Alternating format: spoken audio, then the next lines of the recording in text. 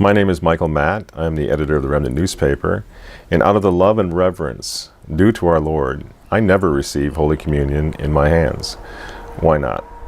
Because the method of receiving our Lord that was good enough for nearly 2,000 years, and for all the great saints, virgins, and martyrs, from St. Thomas Aquinas to St. Therese of Lisieux to modern times, Padre Pio and so forth, if it was good enough for them, it certainly is good enough for me.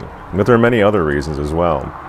The Catholic Church of my youth trained me as an altar boy many years ago, and the instruction included very meticulous prohibitions against touching the sacred vessels, the ciborium, the chalice. And obviously, we were never allowed to touch the sacred species, the consecrated host, the body and blood, soul and divinity of our Lord.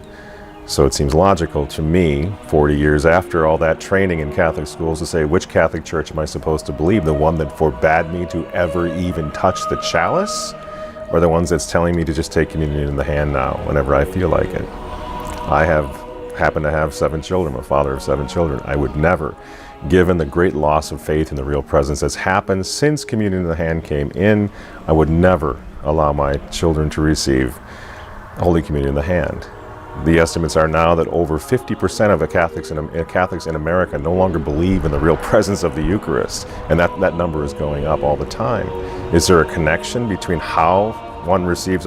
Presumably so, because the Church spent thousands of years carefully teaching Catholics how to give respect to the Eucharist, how to receive the Eucharist in the best way to maintain and retain belief.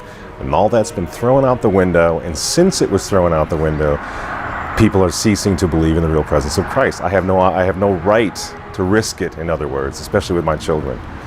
And from the point of view of authority, it was as recent as May 29, 1969, when Pope Paul VI, who now has been canonized by Francis, when he instructed the bishops of the world, he instructed all of us in his document Memoriale Domini, he said, in view of the state of the Church as a whole today, the manner of distributing Holy Communion on the tongue must be observed, he said, not only because it rests on a tradition of many centuries, but especially because it is a sign of reverence of the faithful towards the Eucharist. This is Pope Paul VI, when I was a child, saying it must be preserved in the old way, the traditional way of receiving on the tongue. And especially now, in the middle of this COVID pandemic, receiving communion in the hand is a serious public health threat.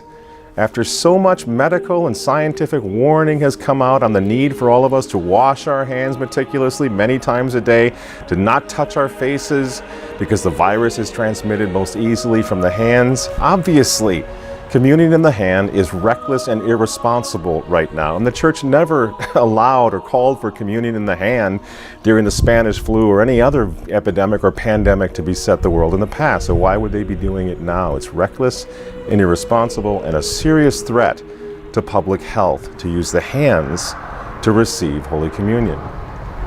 So there is no excuse whatsoever for receiving communion in the hand now or ever.